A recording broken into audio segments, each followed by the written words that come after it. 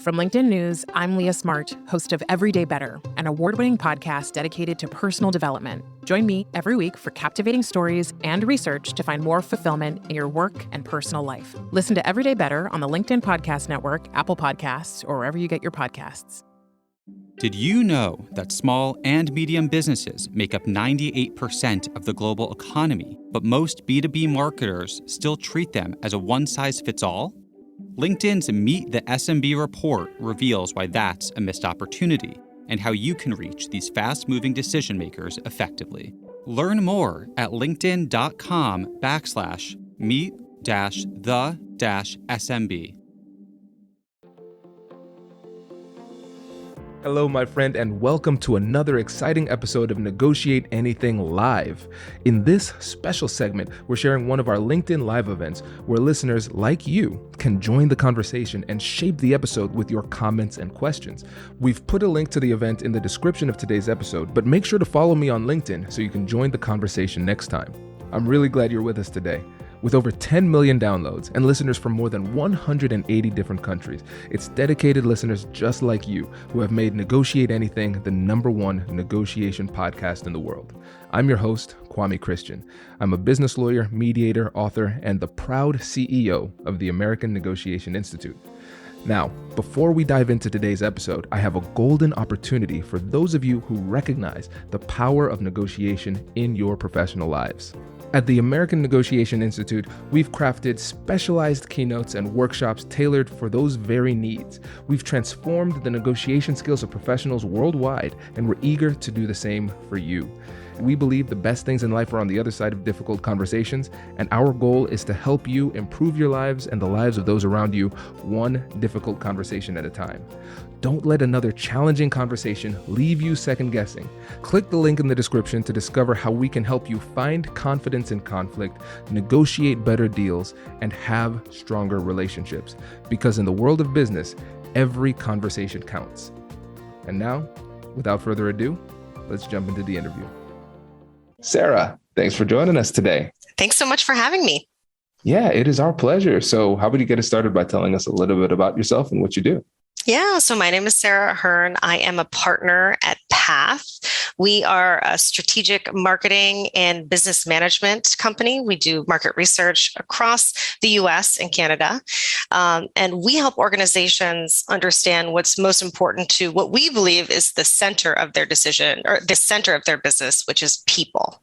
In fact, our name stands for People Are the How, because our core belief is, and what we've seen with our clients is that organizations that bring people to that center part of their decision-making process are the ones that grow long-term organically and sustainably, outperform the market, and are able to manage these times of uncertainty, which right now is a big competitive differentiator. And so we do that through data. We use data to help companies understand their customers, employees, the market, and competitors. This is great. And so listeners, that's what we're going to focus on today. We're going to focus on the data and how we can use high level data to be a differentiator in your negotiations.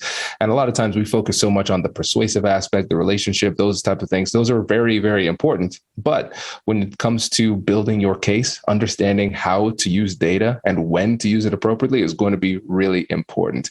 And I want you to know something about Sarah that she did not mention. She is very humble. I have a question for you, Sarah. Have you won any awards recently? I don't know. Have you won any awards recently?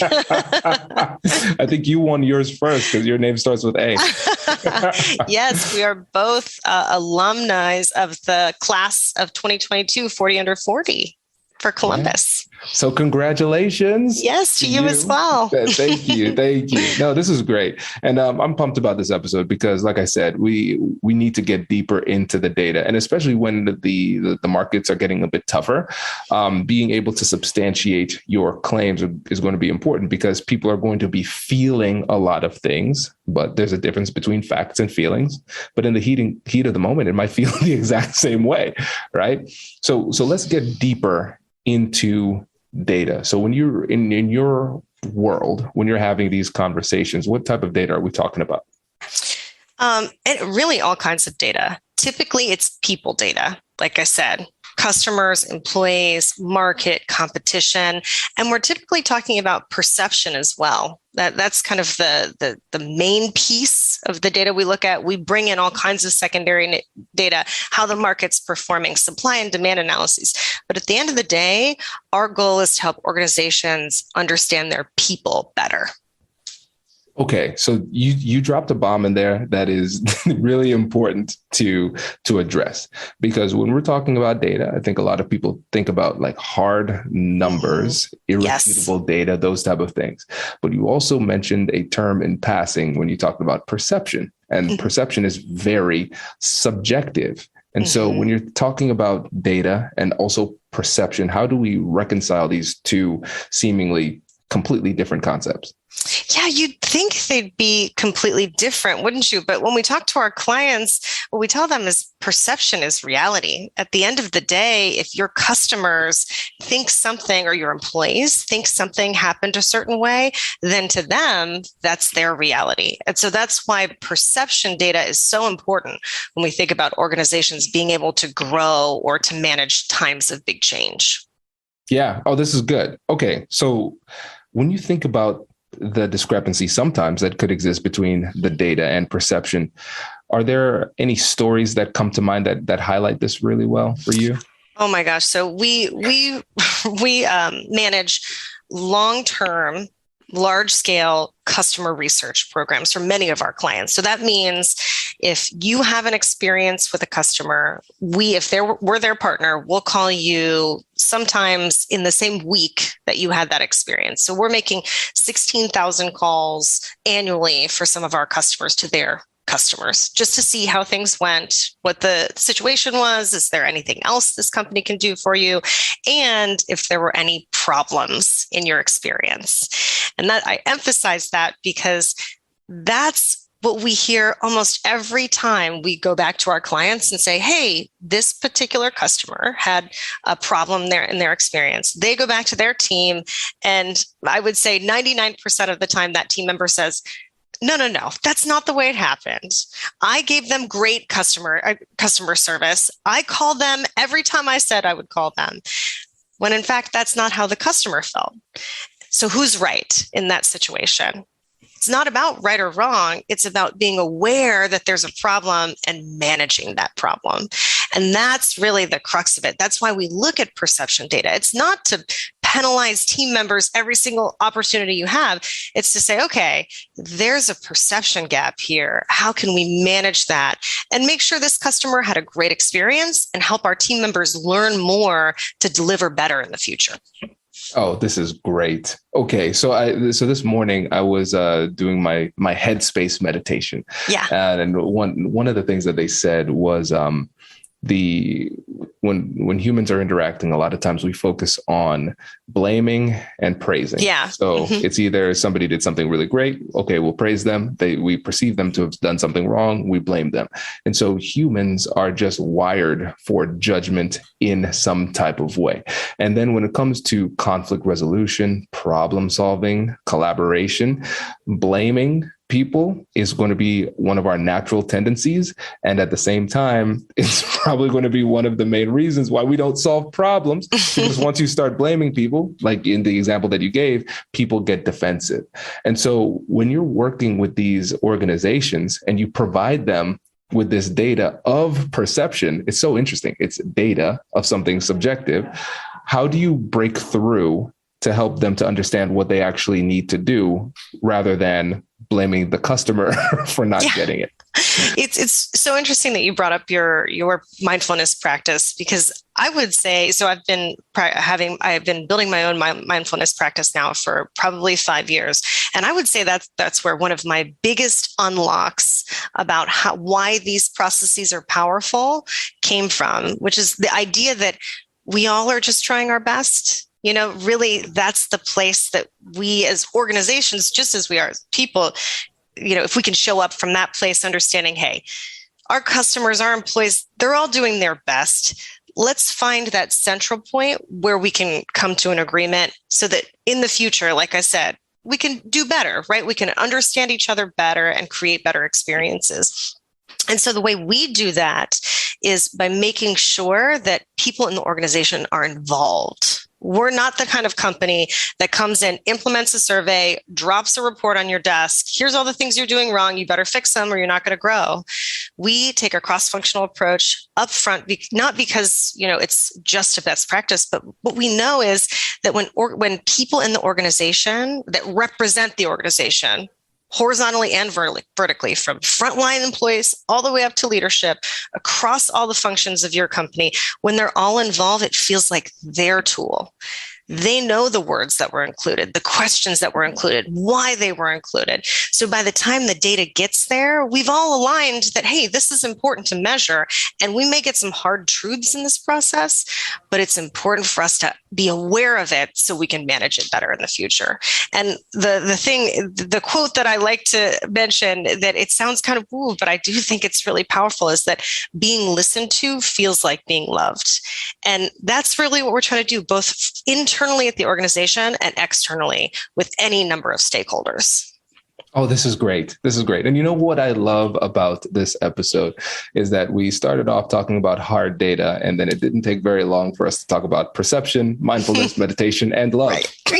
Right? It's crazy, but it makes so much sense. And one of the things that you talked about with having that cross-functional approach where you're involving a lot of people in the process, this is a classic persuasion technique that is called the IKEA effect. And so what they found is that people who go and purchase furniture whole, they don't have the same emotional attachment as people who buy it from IKEA and they actually have to build the furniture themselves. And so the more you involve people in the process, the more committed they will be at the final outcome. And so again, going back to something that you said, a lot of times people focus on right and wrong. Mm-hmm. But if you bring them along on this process, they're less likely to say this is the wrong way because they feel as though they can see a part of themselves in the process.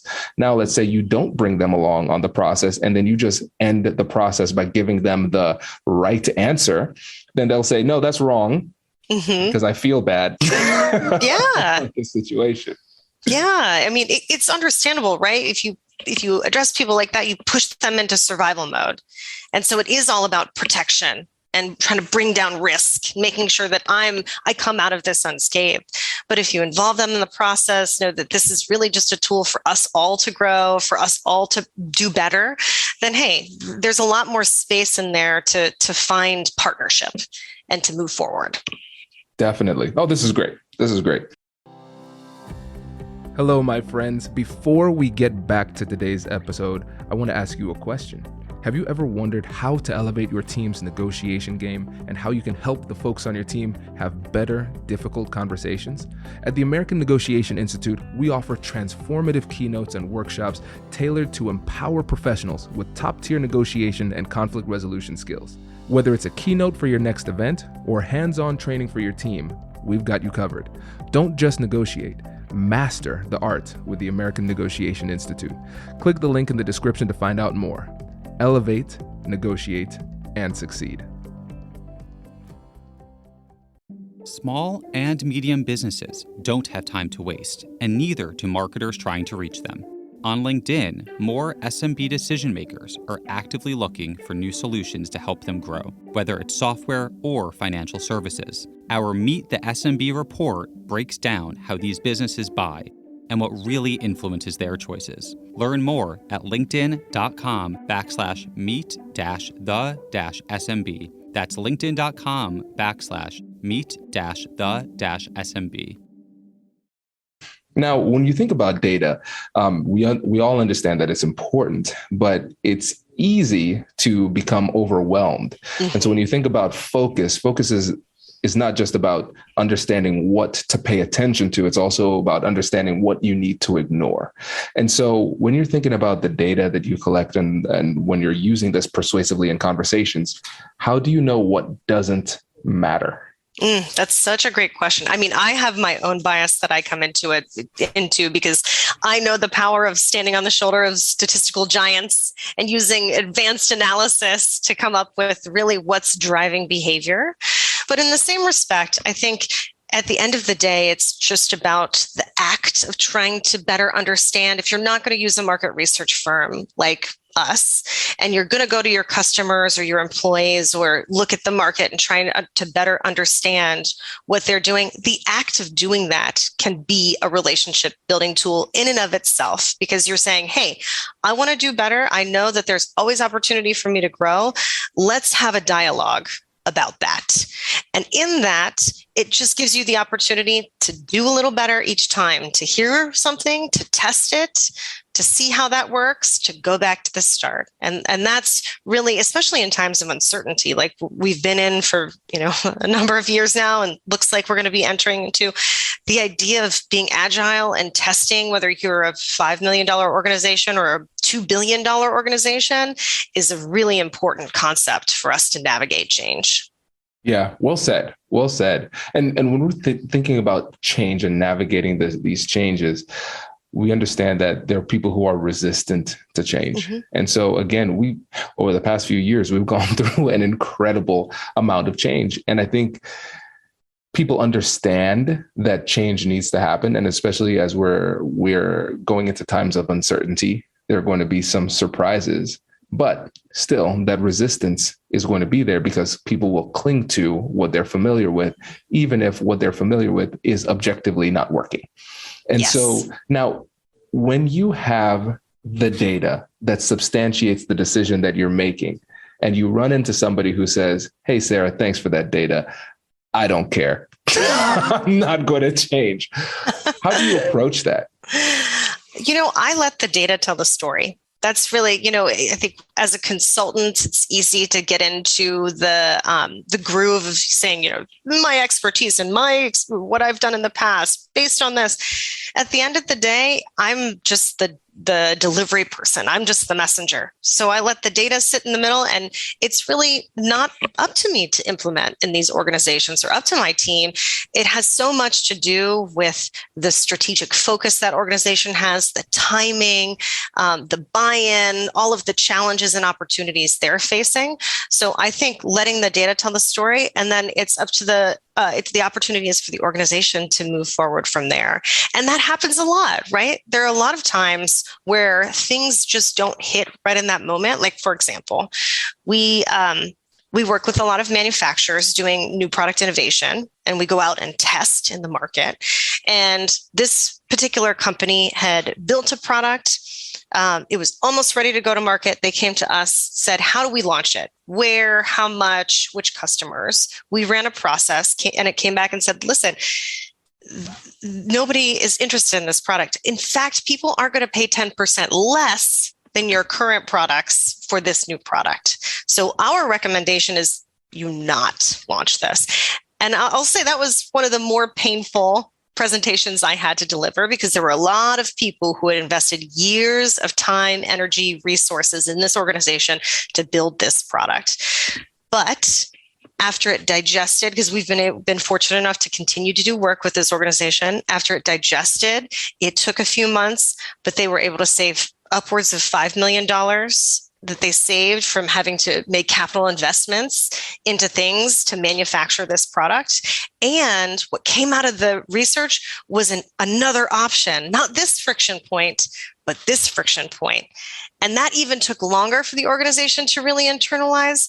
But we're looking at 5 years from when this project happened, and it has transformed the way that they look at the market. And I think sometimes it just takes some time, right? We're humans. It takes a little bit of time for us to digest, to understand, to grieve, to kind of keep on using these terms that we don't typically apply to business, but to grieve all of the investment we made and then to move forward from that point. So much good stuff in here, Sarah. Okay, so where do I start? So let's analyze that story and think about the unique barriers that your clients were feeling. So I've honed in on two big ones here. We have ego and sunk cost. And so when you come to the ideas somebody has, and as an idea person, I feel this in my soul. Sometimes you don't realize that there is a difference between who you are as a person and the ideas that you have. Sometimes you spend so much time with this idea that it becomes a part of you, and a rejection of your idea feels like a rejection of yourself. And when you're so attached to that, that's when people cling on, regardless of what the data is saying.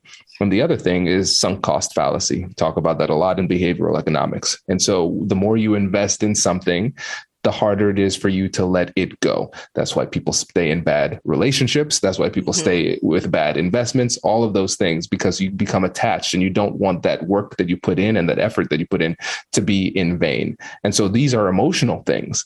Even though you're presenting them with data, their emotions are going to get into play. And now what you've presented with this situation is the fact that you are intentional about not leading with your ego. And you said it really, really well. You said, I let the data tell the story. The data is right. I, Sarah, am not right. I'm just telling you what the data says. But there's a different way that you could approach it. You said, listen, I am the person with the expertise here. I've done this for years. I did all this work. That's less persuasive, because now their barrier is ego, and you've brought your ego into this. And now we turn this into a war of attrition. And so the simple solution that you said, again, a persuasive strategy that is not talked about enough: time and the grieving process, right? Yes. Reading a great book right now by George Kohlschreiber, Hostage at the Table. He's a former hostage negotiator. And one of the things that he talks about is the fact that sometimes with hostage situations, you just need to take a lot of time. No special negotiation tactic. Just take some time and let them process what you're telling them. The other thing is that when somebody becomes attached to something, whenever they lose that thing, whatever it happens to be, a person or an idea or a perception of what the future could be, there's a grieving process. And a lot of times as persuaders and people in the workplace, just friends, family members, colleagues, whatever it is, we don't honor that grieving process. We just say, hey, you're wrong, get over it. That's not how brains work, right? It's really hard to do. Yeah. I love that you brought up identity and connected it to the grieving process, because, a number that's always resonated with me being in the data field is that 45% of executives make decisions based on their gut feeling. And there's a lot of identity in that, right? Like this idea, and I think it was an HBR article talking about a number of Fortune 500 executives talking about their gut decision-making as part of their leadership superpower. And so when you interact with leaders, there is a lot of identity in the fact that, hey, I've made these strategic decisions based on my experience, all of my years of honing and growth and expertise and all of that kind of stuff. That, to your point, if you come head to head at the table and say, well, based on my experience and my expertise, I'm telling you something different, it's not a productive conversation. And I think that identity piece is so important, especially living at the strategic level with this data conversation. It really does inform big picture decisions. Understanding and empathizing with that identity across the table is so important. Oh, this is so good. Sarah, I thought I brought you here to talk about data, and here we are talking about all this touchy-feely stuff. What happened? I can't help it. I love people data. I really do. And I feel like this is really what it's all about. It's done kind of so much like negotiation, at least in what I've heard listening to your podcast. It really, at the end of the day, is all about better understanding people. Exactly. And I think this is a great place to land it too, because again, sometimes we get so...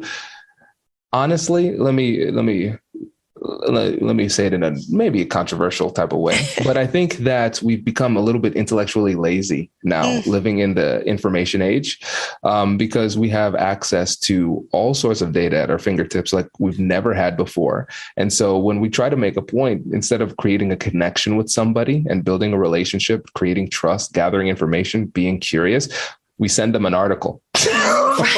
Right. We send them a piece of data, and we want the data or the article to do the persuasive work for us. And what we realized here with this brilliantly articulated episode from you, what we realized is that, hey, okay, the data is something that you can use to frame the conversation. And it's something that you can use to remove yourself from the points that you're making to make what you're saying more persuasive. But the data alone is not enough. You still need those relationships. Absolutely, 100%. I think that's why, rightfully so, market research kind of gets a bad rap, right? Like I don't need somebody to slam a report on my desk, 100-page report with all the facts and figures. What am I supposed to do with that? How am I supposed to use that? But to your point, if you approach it from an intellectually curious standpoint and really truly want to understand people better, they can feel that. And that's why I said, even if you're not using a market research firm, even if you're just going out and trying to kind of cut through the noise and the uncertainty of what's going on by having conversations with people who are your best clients or your best employees, just that act is powerful enough to move you to that next step, because that partnership is really where we find all of the value in this conversation. Oh, this is great, Sarah. I really appreciate this. And I know there are listeners out there who are saying, wow, I need more Sarah in my life. I know we have a lot of procurement and supply chain leaders out there listening too. So for those folks who might want to work with you, how can they get in touch? Yeah, so you can visit our website, www.pathgrowth.com. We have a lot of information. We just released an article that we love, the top 5 ways to lose a customer if you're trying to do that. and so you can find hopefully enjoyable stuff like that on our website, or certainly reach out directly to me on LinkedIn or via our website. Perfect. Sarah, thanks again for joining us. Really appreciate it. Thank you so much. This has been such a pleasure. Congratulations! You've just joined an elite club. By listening to a full episode, you're now officially on the Negotiate Anything team. So welcome aboard. What most team members do is they subscribe to the podcast because that allows them to automatically get the latest episodes of the show. The best things in life lie on the other side of difficult conversations. Keep learning, keep practicing, and keep getting better. Your relationships will improve, your career will soar, and you'll have the confidence you need to get the most out of these crucial conversations. Again, thank you for joining the team. We're excited to have you, and I will see you in the next episode. I'll catch you later.